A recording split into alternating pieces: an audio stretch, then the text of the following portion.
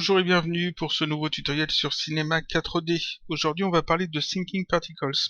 En fait j'ai eu deux questions qui m'ont été posées sur Thinking Particles, donc je vais y répondre.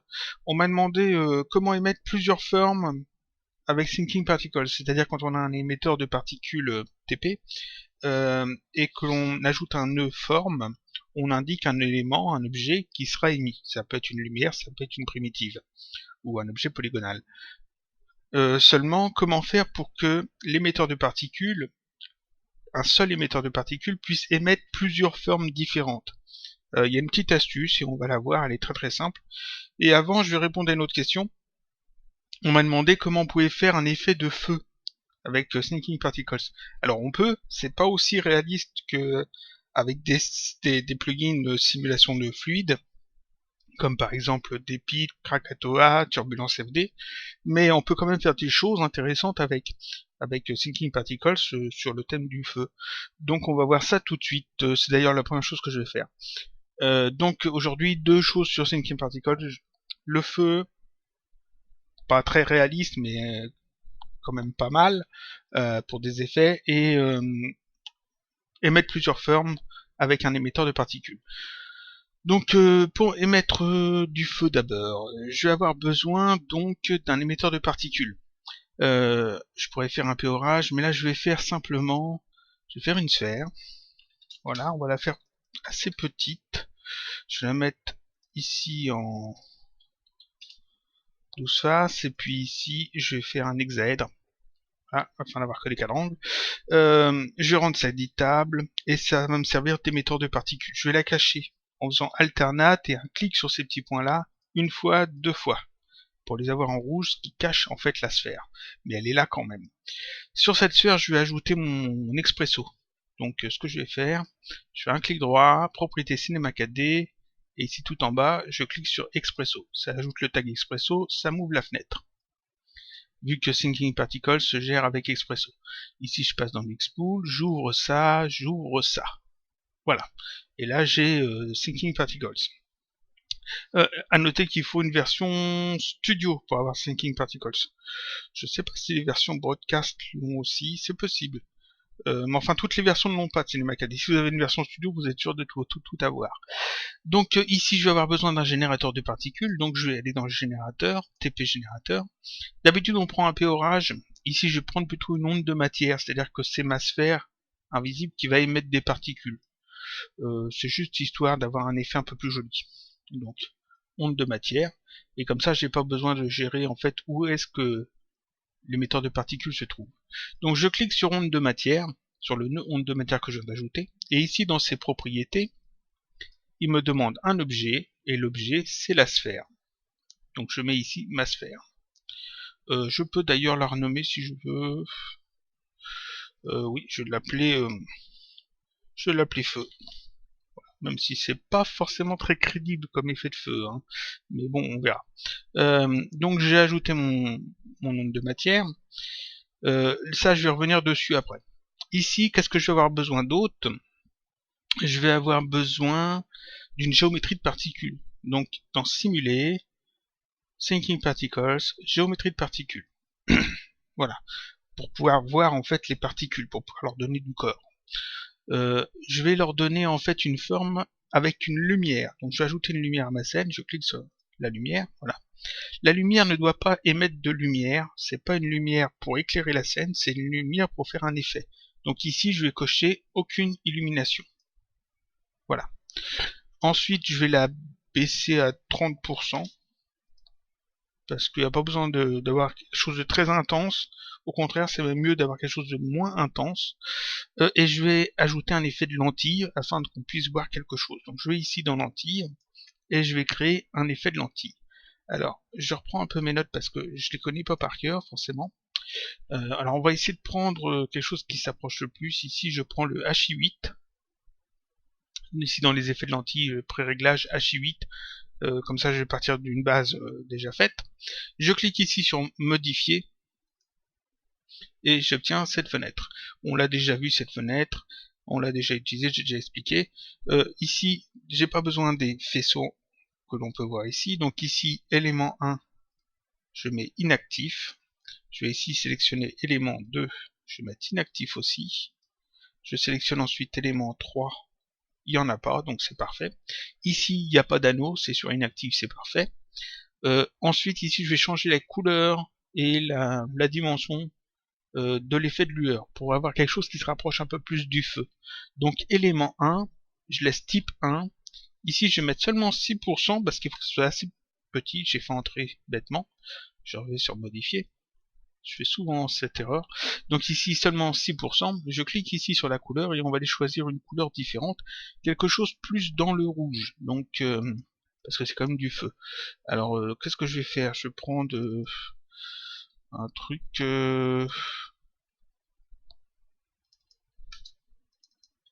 comme ça. Ce rouge là.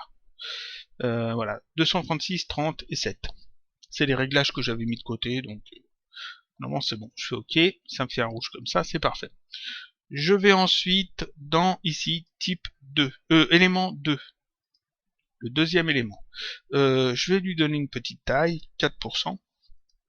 Et ici comme couleur je vais choisir du jaune. Alors j'ai mis de côté aussi des réglages. 249, 205, 26. Voilà. Pas obligé de prendre exactement les mêmes, hein, c'est à peu près. Donc là j'obtiens un petit truc qui fait un petit peu orange en fait puisqu'elle mélange du rouge et du jaune. Ensuite, je vais dans l'élément 3. L'élément 3, ici je vais mettre seulement 3%, donc c'est très faible, et ici je vais mettre du orange. Alors un orange, donc ici comme réglage 223, 97, 29. Voilà, ça n'est pas obligé d'être exactement le même orange. Voilà, donc j'obtiens cette petite lueur, je fais juste OK. Et ici, en bas, très important, mise à l'échelle de la lueur avec la distance, je coche. Et cette lumière-là, on n'a pas besoin de l'afficher dans la scène. Donc ici, j'appuie sur Alternate et je fais 2 clics sur les petits points pour les mettre en rouge. 1, 2. Cette lumière-là, donc ça va être ma lueur. Je vais l'appeler lueur d'ailleurs. Lueur feu. Très bien ça, lueur feu. Donc j'ai ma lueur de fait. Maintenant, ce que je vais faire, je vais retourner ici. Alors attendez, que je me trompe pas.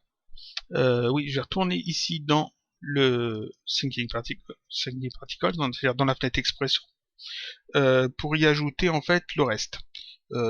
Qu'est-ce que l'on a besoin? Parce que ici, on a juste une sphère, ici transparente, invisible, qui émet des particules. Si je fais lecture ici, j'obtiens juste ça.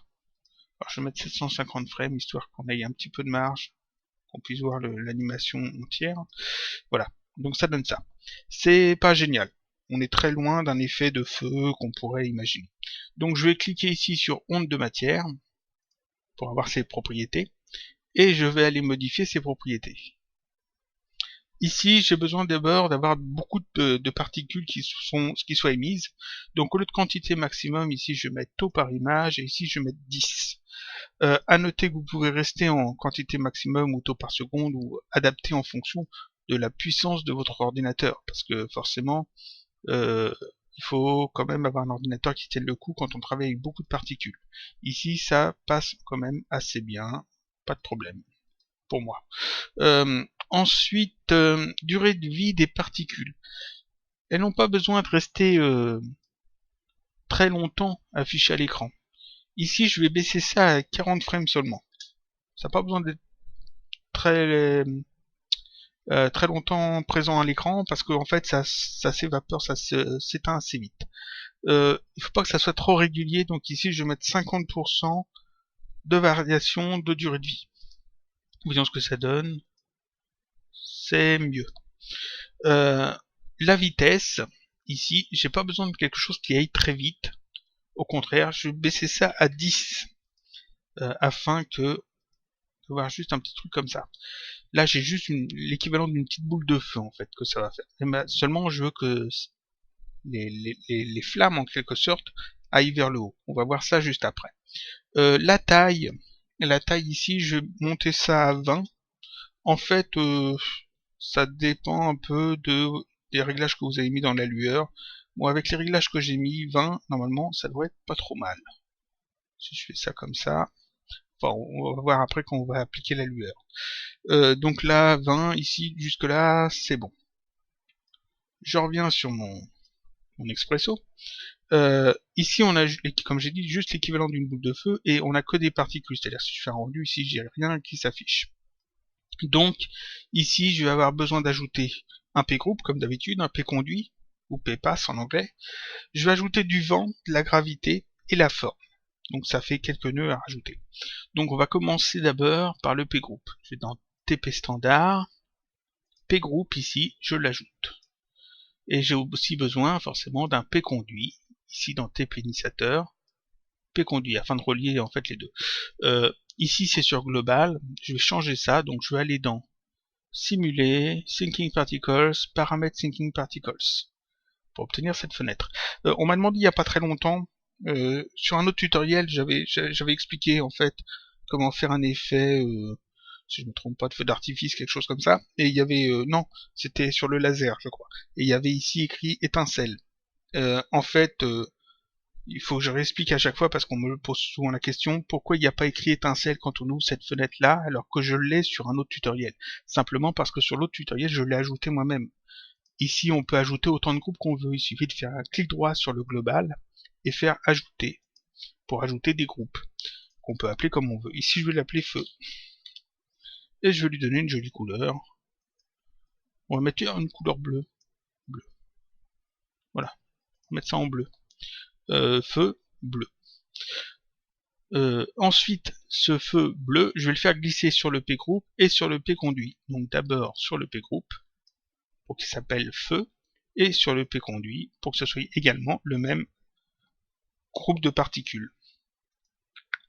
Ici, le feu, il faut que je l'ajoute, que je le relie à la naissance de particules de mon P onde de matière. Donc ici, je les relie. Comme ça, c'est parfait. On a un petit vecteur de particules qui va émettre des particules de couleur bleue. On regarde ce que ça donne. On a des particules de couleur bleue. C'est parfait. Maintenant, je vais ajouter des effets. Alors, qu'est-ce que j'ai besoin comme effet? J'ai besoin d'abord de donner une forme à ces particules. La forme que j'ai indiquée ici, lueur feu. Donc ici, je vais aller chercher dans le TP standard le P-form. Je l'ajoute et je relie simplement le P-conduit avec le P-form. Et ici, le P-form, il faut que je lui indique quelle forme utiliser. Donc ici, c'est la lueur feu. Donc je fais glisser lueur feu sur le P-form. Voilà. Je vais à la bonne taille, on va même faire un peu plus large. Parfait. Maintenant, si je rejoue l'animation, voilà. Là, j'ai une petite boule de feu, toute classique, toute bête. C'est pas terrible. Maintenant, on va ajouter deux choses. On va ajouter du vent et de la gravité. Le vent, ça va être pour pousser en fait les flammes vers le haut, pour pousser les particules vers le haut. Et la gravité, ça va être pour les faire se rejoindre en fait en un point sur le sommet. Donc je vais avoir besoin de deux éléments pour symboliser le vent et la gravité, c'est-à-dire deux neutres. Je vais ajouter un neutre que je vais appeler vent et un deuxième neutre que je vais appeler gravité. Voilà. Un nœud vent, un nœud gravité. Dans mon expresso, dans les réglages Thinking Particles, ici dans mon expresso, j'ai besoin maintenant d'ajouter un nœud vent et un nœud gravité. Donc ici je vais dans TP dynamique. Alors je vais fermer ce que j'ai pas besoin. Dans la TP dynamique, j'ajoute ici le P vent. Voilà. Et ici le P gravité. Et je les relie tous les deux au P conduit qui s'appelle feu, le groupe de particules feu. Donc on va tout ramener un petit peu comme ça, essayer de ranger pour faire ça assez propre. Voilà. Ici, ça va là, c'est un peu plus large, c'est parfait. Ici, on voit qu'il y a indiqué qu'il n'y a pas d'éléments pour spécifier le vent et la gravité. Désolé. Il faut simplement venir y faire glisser les neutres que l'on a créé ici dessus. Donc le P-vent, je le fais glisser sur le nœud P-vent, ici le neutre vent sur le P-vent, et le neutre gravité sur le P-gravité. Ici dans ma scène, on peut voir qu'ils ont changé de forme, les neutres. Ce sont des plans avec une flèche. Donc le P-vent, on le sélectionne, ici, enfin pas le P-vent, le neutre vent, et on va le faire tourner de manière à ce que la flèche soit pointée vers le haut. Donc de 90 degrés comme ça. Le gravité, on va simplement le relever un petit peu, comme ça. De toute façon, on va le modifier. Je retourne dans mon Expresso. Je vais sélectionner d'abord le gravité. Et ici, dans ses propriétés, à la place de planaire, je vais choisir sphérique. La gravité sphérique. Je retourne dans ma scène. Ici, normalement, si j'ai bien fait les choses, sphérique, oui, c'est bon. Je remets ça à 0. Je fais lecture. Voilà. Ici, on peut voir que le neutre gravité a changé de forme. Ce n'est plus un plan avec une flèche, c'est maintenant une sphère ronde, assez schématique. Et on peut voir que le P-vent fait déjà son effet, c'est-à-dire que les particules sont poussées vers le haut. Voilà. Alors, je vais essayer de reprendre dans mes notes. Voilà. Je retourne dans mon Expresso. Je clique ici sur le P-vent, et dans ces réglages, on peut modifier en fait des petites choses. Si vous voulez plus de vent, c'est-à-dire que ça aille beaucoup plus vite vers le haut, vous pouvez ici modifier l'intensité. Ici, nous, c'est pas l'intensité qu'on va changer, on va changer la turbulence. Par défaut, il y a 0 de turbulence et une fréquence de 1. On va augmenter la fréquence à 5. Voilà, et la turbulence, je vais la monter à 100. Ce qui fait que maintenant, on a toujours du vent, mais seulement ça va onduler un peu. Si je regarde ce que ça donne, voilà ce que ça donne. Ici, ça se voit peut-être pas des masses, mais en fait les particules vont à droite et à gauche, enfin à tous les sens, ça ondule un petit peu. Là, ça se voit un petit peu mieux. Ensuite, je vais toujours dans mon Expresso, alors je vais mettre pause. Toujours dans mon Expresso. Ici, je clique sur gravité. On a changé sphérique. Ici, j'ai donc intensité à 100.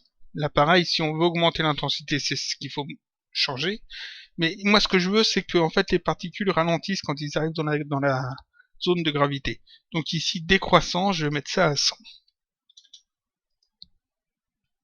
Donc là, 100, 100, 0%, 0% en type sphérique. En faisant ça, j'ai créé mon effet, il n'y a plus qu'à placer correctement les différents neutres. C'est-à-dire qu'ici, le vent, on va le descendre un petit peu. Le gravité, on va s'arranger pour qu'il soit au bon endroit. On va voir ce que ça donne quand on va faire lecture. Je fais lecture. Ici, on a les particules qui montent. On va redescendre un petit peu le gravité. Voilà. Il faut jouer après un peu avec les paramètres. Là, ça a l'air pas trop mal. On va descendre peut-être encore un peu le vent. Si je le descends beaucoup, ou si je le remonte, on va le placer à peu près là. Le gravité, je peux le mettre plus haut, voir ce que ça donne, le mettre plus bas, voir ce que ça donne. Là, c'est déjà mieux. Ici, on a quelque chose un peu plus pointu sur le haut, c'est mieux. Donc, je vais laisser comme ça. Je les ai placés correctement. Je vais mettre simplement le gravité et le vent enfant de feu. Comme ça, quand je déplace feu, tout se déplace en même temps. Je vais faire pause et je vais faire un petit rendu pour voir ce que ça donne. Voilà ce que ça donne. Et donc là, on a notre effet de fait. Alors, comme j'ai dit, c'est pas super crédible, mais ça peut faire des effets sympas quand même. En plus, en sachant que vous pouvez modifier la couleur de la lueur, c'est-à-dire ici de la lentille, c'est les couleurs qu'on a mis là-dedans, afin d'obtenir des effets plus ou moins différents. Ici, on a quelque chose qui est pas trop mal. Si vous voulez voir ce que ça donne en rendu, parce que j'ai lancé 2 rendus, voilà ce que ça peut donner. Comme ça, c'est pas trop mal. Comme j'ai dit, c'est pas aussi réaliste que Turbulence FD, mais ça peut faire l'affaire pour certaines animations. C'est fait un petit peu magique, tout ça, et puis il y a toujours moyen de régler les choses. Et ensuite, vous pouvez changer les couleurs. Alors par exemple avec du bleu, ça donnerait ça. Voilà, donc on peut changer forcément toutes les couleurs qu'on veut, il n'y a aucun problème. Ça, c'est une base assez intéressantes pour faire des effets un peu plus complexes. Donc ça, j'espère que ça répond à la première question qu'on m'avait posée. Je vais fermer ça, voilà. Et maintenant, on va voir la deuxième question. Donc je vais faire une nouvelle scène. Voilà. La deuxième question, c'est comment émettre plusieurs formes avec Thinking Particles. On l'a vu ici, on a utilisé un P-Form avec une lumière pour émettre des lumières. Je vais recréer un petit setup Thinking Particles, donc je vais faire un autre que je vais appeler TP émetteur. Je vais mettre dessus mon Expresso. Dans Expresso, je vais ajouter un générateur de particules. On va prendre un P orage cette fois. Un P orage, voilà. Je vais mettre aussi mon TP émetteur qui va me servir pour localiser le P orage, pour localiser l'émetteur. Donc ici j'ai besoin de la position globale, et j'ai besoin aussi ici de la matrice globale. Voilà. Et là, j'ai besoin de l'alignement de l'émetteur. Et je relie tout ça. Comme ça. Et ici, j'ai besoin de la naissance des particules et d'un P-group à relier ici à la naissance des particules. Donc dans TP standard, je vais chercher ici un P-group. Je le relie. Je vais pas lui laisser le nom global. Ici, j'ai besoin d'un P-conduit. Donc ensuite, je vais dans Thinking Particle, paramètres Thinking Particles. J'ajoute ici un nouveau groupe qu'on va appeler orange. Et on va mettre en orange. Voilà. Je le fais glisser sur le P-group et sur le P-conduit. Voilà. Ensuite, je veux que peut-être quand même cliquer sur le P orage et changer ici les paramètres quand même. On va mettre ici taux par image, je vais mettre 10 et puis on va dire que c'est bon, je pense. Si je fais lecture, on obtient ça. 10 ça va faire beaucoup parce que étant donné que je vais mettre des formes assez épaisses, c'est grosse. 5 et on va le faire plus grand. Taille 200 par 200. Donc là on va carrément mettre 2. Ce que ça donne avec 2. 2 c'est bien. Je vais mettre 750 frames, histoire qu'on y voit quelque chose. Parfait. Maintenant je veux que cet émetteur de particules émette des formes. Donc on va faire comme forme, on va faire un cube tout petit, 10 cm par 10, 20, histoire de voir quand même que c'est un cube. Et je vais faire une sphère de, normalement 10 cm, ça doit faire à peu près la même chose. Voilà, parfait. Donc là j'ai deux formes différentes. Je retourne dans mon Expresso. Si je veux que ce P orage émette une forme, ici je vais ajouter un P-form. P-form, je relie ça. Et ici dans le P-form, je vais mettre par exemple le cube. Alors ici le cube et la sphère, je vais les cacher en faisant alternate clic 2 fois sur les petits points pour les cacher.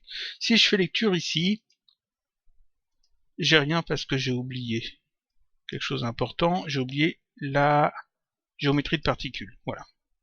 Donc si je fais lecture, j'ai ici des petits cubes qui sont affichés. Ils sont trop petits parce que ici dans le P orage, je clique dessus, j'ai laissé la taille à 10 alors qu'il faut la mettre à 100. Parfait. Voilà, donc là j'ai des cubes. Ça c'est génial. Maintenant, si je veux que ce soit des sphères, il faut que je prenne ma sphère et que je le mette sur la P-form. Et quand je fais lecture, c'est les sphères. Mais là, ce n'est plus des cubes. C'est-à-dire que je n'ai pas à la fois les sphères et les cubes. C'est embêtant. Ici, je pourrais tout à fait me dire, je vais mettre un deuxième P-form, un avec des sphères, un avec des cubes. Comme ça. Et je vais faire lecture. Et en fait, ça marche pas. On n'a que des sphères. Ça, on peut pas ajouter en fait deux P-form sur un même P-pass. Ah, c'est embêtant parce que là, je sais pas en fait comment faire pour que, à la base, pour avoir en fait plusieurs formes émises par mon émetteur de particules. En fait, il y a un truc qui est tout bête, mais il faut le connaître. Je vais refermer tout ça. Voilà. D'abord, on va aller chercher ce qu'on appelle une liste de liens. On l'a déjà vu, c'est un nœud liste de liens, on l'a déjà vu dans un autre tutoriel. Il est dans Expresso, Généralité, ici, liste de liens. Je l'ajoute. Voilà, je vais faire ça comme ça. Ici, liste de liens, quand je clique dessus, on peut voir que dans ses propriétés, on peut indiquer plusieurs objets. Je vais donc y faire glisser la sphère et le cube. Donc je fais glisser dedans deux objets.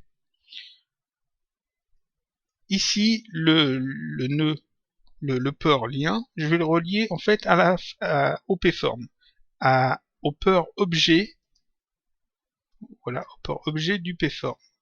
Alors, ce que je vais faire ça proprement. On clique sur lien, on va sur le petit carré bleu, on relâche et on voit qu'il n'y a que objet qu'on peut sélectionner.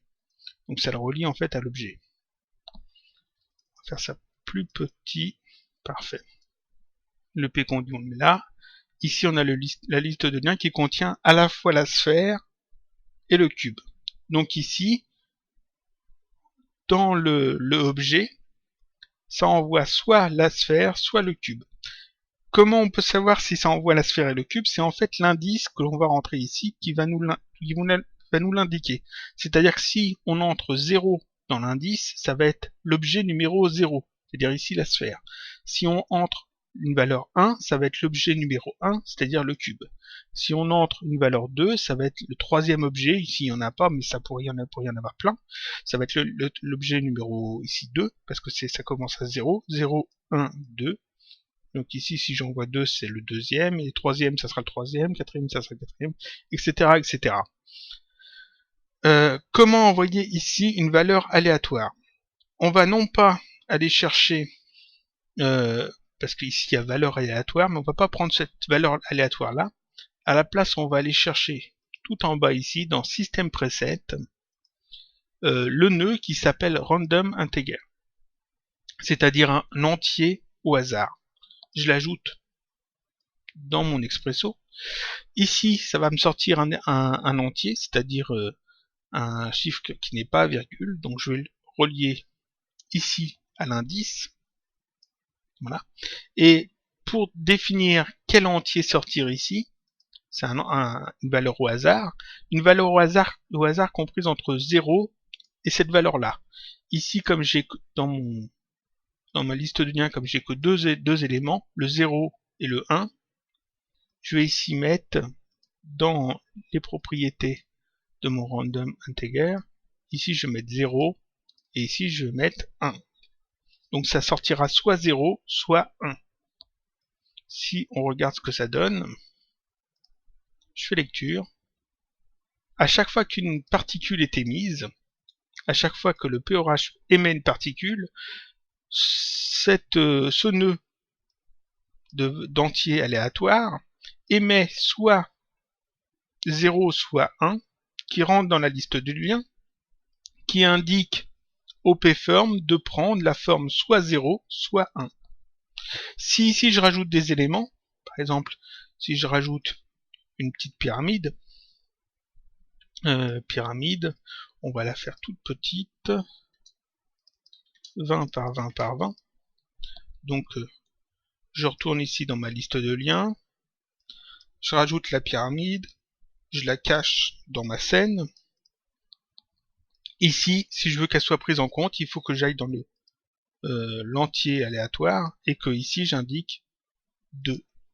Parce qu'en fait, ici, il y a le choix entre 0, 1 et 2.